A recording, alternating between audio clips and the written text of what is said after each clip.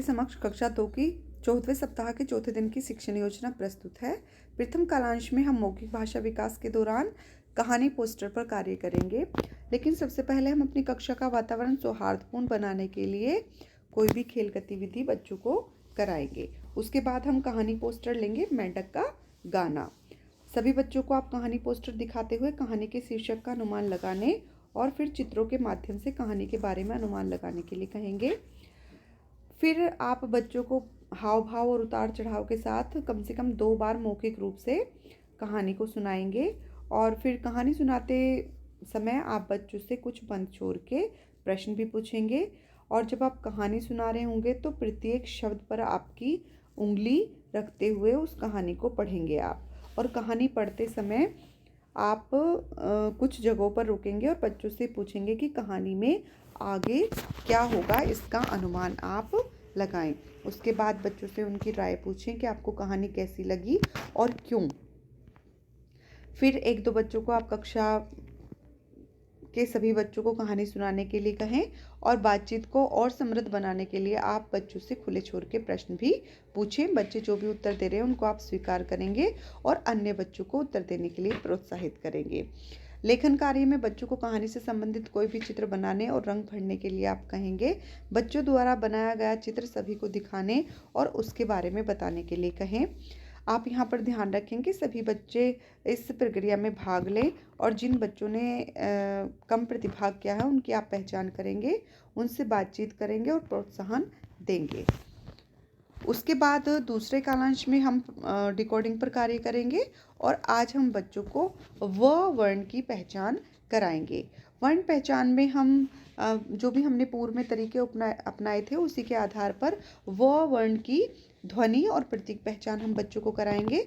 कक्षा में प्रदर्शित सामग्री और पाठ्य पुस्तक किसले के किसी पेज में व वर्ण खोजने और फिर उनको अलग अलग तरीकों से लिखने का अभ्यास करवाएंगे। ब्लेंडिंग में पूर्व में बताए गए तरीकों का उपयोग करते हुए अब तक सिखाए गए वर्णों अक्षरों से मिलकर बनने वाले शब्दों को मिलाकर पढ़ने का अभ्यास करवाएंगे। शब्द पठन में हम बच्चों को पूर्व में उपयोग किए गए तरीकों के आधार पर ही अब तक सिखाए गए वर्णों और अक्षरों से मिलकर बनने वाले नए नए शब्दों को पढ़ने का अभ्यास करवाएंगे। वाक्य पठन में आप कुछ सरल वाक्य बोर्ड पर लिखेंगे और उनको प्रभावपूर्ण तरीके से 2-3 बार पढ़ेंगे। उसके बाद फिर बच्चों को अपने पीछे दोहराने के लिए कहेंगे और फिर उनसे कहेंगे कि अब आप इन्हें स्वयं पढ़ें। आप यहाँ पर ध्यान दें कि ब्लेंडिंग, शब्द पठन और वाक्य पठन जब आप बच्चों को कराएंगे तो उसमें व वर्ण का अवश्य प्रयोग होना चाहिए। लेखन कार्य में हम बच्चों को आज कार्य पुस्तिका के पाठ 81 पर कार्य करवाएंगे और आप देखेंगे कि सभी बच्चे कार्य पुस्तिका के पाठ पर कार्य करें। जो बच्चे थोड़ा परेशान हैं या उनको प्रॉब्लम हो रही है तो आप उनकी पहचान करते हुए उनसे बातचीत करते हुए उन्हें सहायता देंगे।